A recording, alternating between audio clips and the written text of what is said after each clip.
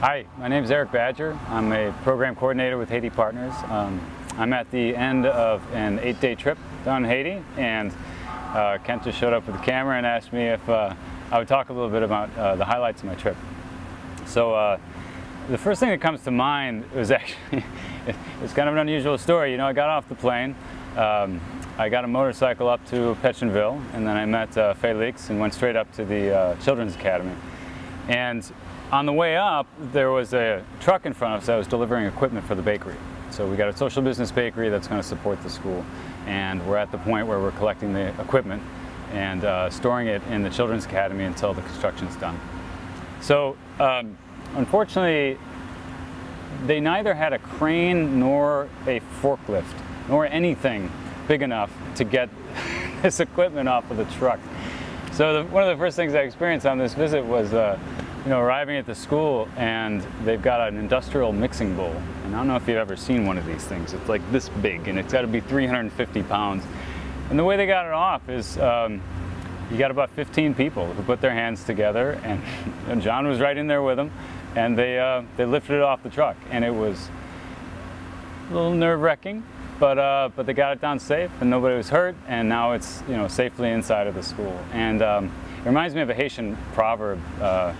They say "main pile chai pas loup," which means when you have many hands, make light work. And I just thought it was a wonderful example of that on this particular trip. What's something that you saw colleagues doing that was encouraging to you on this trip, Haitian colleagues? This is the beginning of the school year, so we visited several of the schools, and I got to see folks at the beginning of the year when they're kind of preparing. They just Annan Community School, Henri Christophe Community School. The schools look beautiful. I mean, they're we're still, despite the partnership and the resources we put into that, there's still very limited resources. So the school staff really comes together, and the leadership does a fantastic job. And I thought the schools looked beautiful. I thought there was a lot of enthusiasm and excitement in the schools. The students were clearly excited, and the parents I met were excited as well.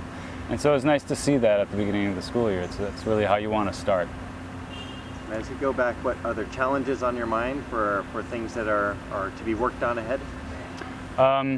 Yeah, there's always challenges. I mean, I'm focused on a lot of nuts and bolts stuff, and one of the things that I'll be focusing on this year is evaluation. I mean, it's always been a priority to us. It's always been something that we want to do a really strong job of. Now, it can mean lots of different things. You can look at outcomes. You can try and measure attitude change and behavioral change. It's very complicated. You can also look at what you're doing. You look at the processes that you're involved in and measuring what you're doing. How many teachers were at a training? How many contact hours? How many volunteer hours? And how can you do a better job? And one of the things that I've been focusing on, my colleague Jonathan's been focusing on, and across programs we've been focusing on, is to improve evaluation. So something I'm excited about this year is digging into that. I want Haiti Partners, I want people to come to our website, I want them to see our materials and both be compelled by the human stories and the information. I want them to know that when they support us, they're really supporting good work, that good stuff's happening, and it's right there. They know that. So, as you go back, thinking of that, as you go back, what are you leaving? What hope are you leaving with? What's making you hopeful, and what should the supporters and friends in the U.S. and Canada be hopeful about that you just saw with your own eyes this week? An interesting question.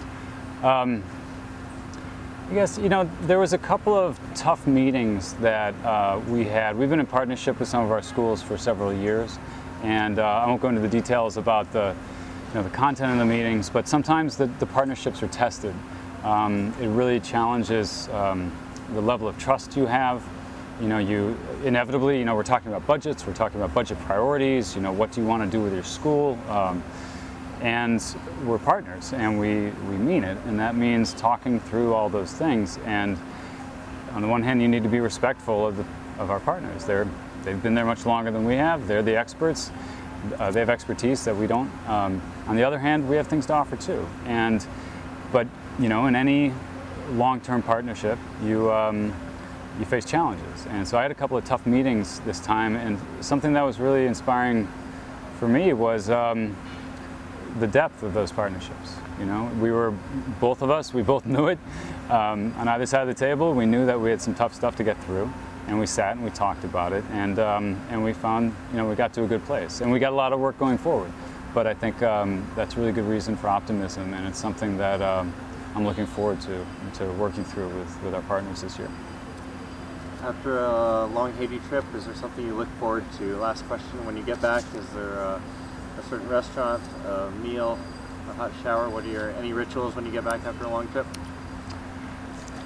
Good night's sleep. My friend and colleague John is he's one of the best people I know, but the man does not sleep very much. And when I'm with him, I tend not to do it as well. You know, I live in Chicago, and I come down here, and I want to get a lot done. I want to have intense visits, but yeah, it wears you out a little bit. So I'm looking forward to a kind of a good night's sleep, and you know, kind of quiet weekend with friends and family. Thanks, Erik. Thanks, Ken.